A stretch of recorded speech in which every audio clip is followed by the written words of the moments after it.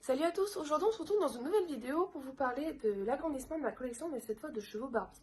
Alors j'ai le même souhait que les autres vidéos parce que je tourne dans la même journée et vu que je n'ai pas forcément le temps de filmer en semaine, je préfère filmer plusieurs vidéos d'un coup et pouvoir vous les poster au fur et à mesure.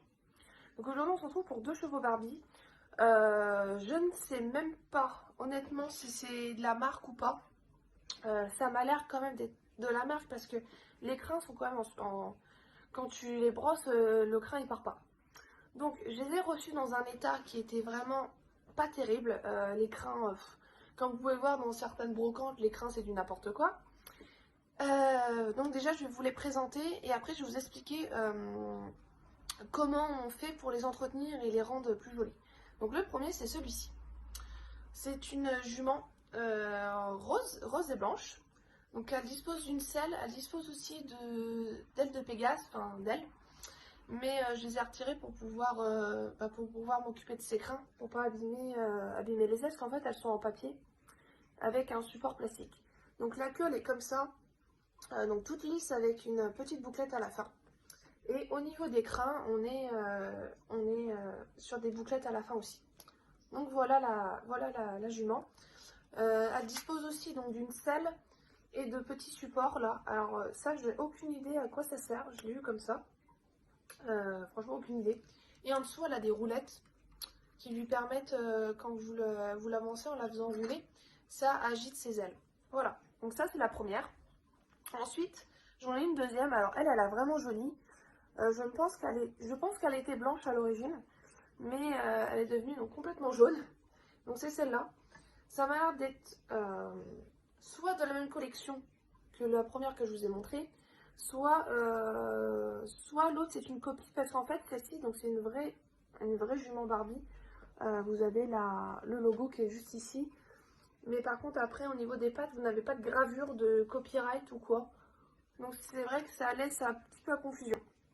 Donc les crins pareil, ils sont lisses avec une petite bouclette à la fin, et au niveau de la crinière on est sur une crinière lisse avec des bouclettes à la fin. Donc voilà, elle a vraiment jauni, mais elle reste quand même assez jolie. L'autre, il n'y a pas du tout de logo Barbie, mais par contre la qualité de la selle, elle est vraiment bien, vraiment bien. Donc c'est vrai que ça apporte un peu à confusion quand même.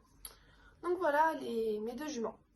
Alors, je voudrais vous laisser, je vais vous mettre le TikTok à la fin, du avant et après, au niveau de la réparation des crins. Donc, qu'est-ce qu'il faut faire?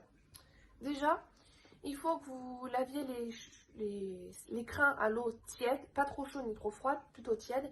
Vous utilisez un shampoing avec ou sans silicone, on s'en fiche, assez fort au niveau de l'odeur pour que ça apporte un côté un peu fruité ou frais au crin pour qu'ils sentent bon. Ensuite, vous rincez doucement en vous faisant bien glisser le shampoing. Après, il n'y aura aucune difficulté à rincer puisque vu que c'est de la fibre plastique, tout ce qui est sur le plastique, ça glisse. Ensuite, moi j'utilise donc mon soin Fructis, garni de Fructis Layer Food. Donc vous prenez une toute petite noisette, hein, vraiment pas grand chose, et vous malaxez dans les crins comme vous ferez pour vos propres cheveux.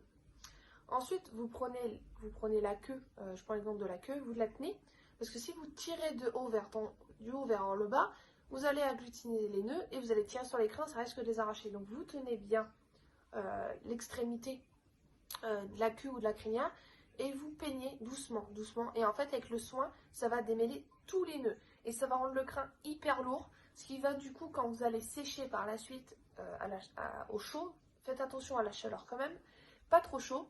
On va dire que sur 3 positions de chaleur, vous le mettez au milieu. Et vous séchez dans le sens du crin.